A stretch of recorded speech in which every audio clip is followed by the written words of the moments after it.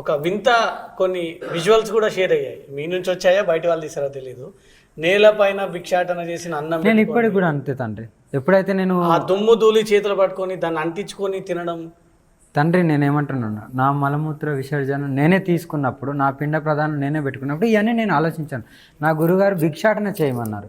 అది కూడా కేదార్నాథ్ నుండి కిందికి దిగిన తర్వాత ఉజ్జయిన్ నుండి భిక్షాటన స్టార్ట్ చేశాను. నేల మీదనే తింటున్నాను భిక్షాటన, ఏదైనా సరే నేల మీదనే. అక్కడ మలమూత్ర విసర్జన చేసినలా, ఇంకోటి చేసినలా, కడగడమా ఇలాంటివి ఏముండదు.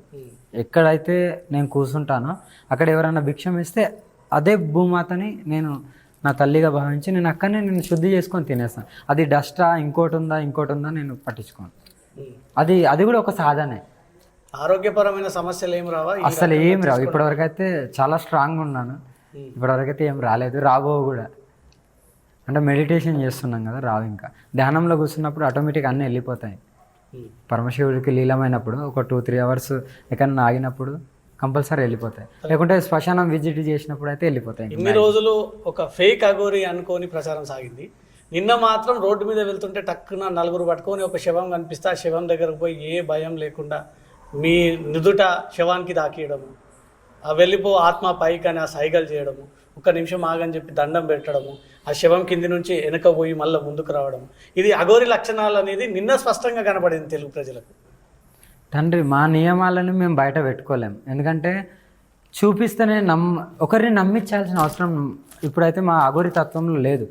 ఎందుకంటే సమాజంలో ఈ జనాలకు తెలియదు అఘోరి అంటే ఏముంటుంది, వాళ్ళ నియమాలు ఏంటి, వాళ్ళ ప్రక్రియ ఏంది, మార్నింగ్ నుండి నైట్ వరకు ఎలా ఉంటారు, నైట్లో ఎలా ఉంటారు, ఇవన్నీ ఎక్స్ప్లెయిన్ చేసినా కూడా వీళ్ళకి అర్థం కాదు. వీళ్ళకి ఎక్స్ప్లెయిన్ చేయాల్సిన అవసరం లేదు, నిరూపించుకోవాల్సిన అవసరం లేదనేది నాకు గురుగారి నుండి ఆర్డర్ వచ్చింది. నువ్వు ఎంతవరకు చెప్పాలో అంతవరకు చెప్పావు, నిరూపించుకోవాల్సినంత నిరూపించుకున్నావు, ఇక చాలు, నీ వంతు నువ్వు చేయి అని ప్రోత్సహించారు. అదే బాటలో నడుస్తున్నాను. ఇంకా కీసర టెంపుల్కి వచ్చే లోపు ఒక 1000 శవాలకు పైగా తిన్నా అన్నారు. ఈ Keesara temple, Mutyalamma temple next day మీరు కీసర టెంపుల్ పోయారు. అక్కడ నుంచి ఆలయాల పర్యటన చేశారు, కానీ ఎక్కడ కూడా మరి మీకు శవాలు దొరకలేదు. సో ఈ రోజులో ఎలా ఉన్నారు మరి? శవాలు తినకపోతే మీ పవర్స్ అన్నీ తగ్గిపోవా? అలా ఏముండదు, అది మీకు తెలియదు నేను ఎక్కడ ఏం చేస్తున్నాను అనేది. అంటే ఈ పర్యటనలో భాగంగా మీ పని మీరు కానిచ్చేస్తున్నారు. ఇప్పుడు మీరే అన్నారు కదా ఇందాక ఒక శవం కాడపోయినా అని. రోజుకు ఒక శవం ఎక్కడన్నా ఒకజాల కాలుతూ ఉంటుంది. నేను వెళ్ళే తోవలో నేను చాలా జర్నీ చేస్తాను, ఒక్క చోట ఉండను. ఆ ఎక్కడ కాలుతుందని నాకు గ్రహించుకొని నేను నా వంతు నేను చేసుకుంటున్నాను. అది జరుగుతూనే ఉంటుంది. ఈ మధ్యకాలంలో ఈ పర్యటనలో ఎన్ని శవాలు తిని ఉంటారు? 2 గత 1 మంత్ నుండి. అంతే 1 మంత్ నుంచి. అంటే మీ ఇంట్లో నుంచి బయలుదేరి ఈ రోజు వరకు. ఇప్పుడు అఘోరి వ్యవస్థలో దుస్తులు ధరించారు, దుస్తులు ఉంటాయి, దుస్తులు లేకుండా అసలు ఉండనే ఉండరు అంటున్నారు. తండ్రి, అది కూడా నేను అందరికీ ప్రజలకు కూడా, ఇంకోటి నన్ను విమర్శించే వాళ్ళకు కూడా చెప్తున్నాను. మాకు కొన్ని పద్ధతులు, మాకు కొన్ని నియమ నిబంధనలు ఉంటాయి.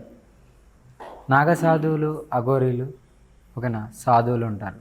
కొంతమంది దుస్తులు వేసుకుంటారు, కొంతమంది దుస్తులు వేసుకోరు. నా నియమాలు దుస్తులు వేసుకోవద్దు, కానీ ఇప్పుడు వేసుకోవాల్సి ఎందుకు వచ్చిందంటే లోక కళ్యాణం చేయాలి, లోకంలో నడుస్తున్నాం కాబట్టి. సరే, గురుగారు ఆజ్ఞ కూడా ఇచ్చారు కాబట్టి ఈ మాత్రం ధరించాను. నేను ఓన్లీ గుడిలో మాత్రమే దుస్తులు ధరిస్తున్నాను, బయట ఎక్కడ కాదు. స్పష్టంగా చెప్తున్నాను. నేను గుడి నుండి బయటికి వెళ్తే దిగంబరాలుగానే ఉంటాను. రోడ్డు మీద కానీ, ఇంకొక కాడ శ్మశానం కానీ, ఇంకో ఏదైనా ప్రక్రియ చేసుకున్నా కూడా దిగంబరాలుగానే ఉంటాను. గుడి లోపలికి వచ్చి దర్శనం చేసుకునే వరకు మాత్రమే వస్త్రం ఉంటుంది. అది మాత్రమే నా నియమంలో నేను పెట్టుకున్నాను.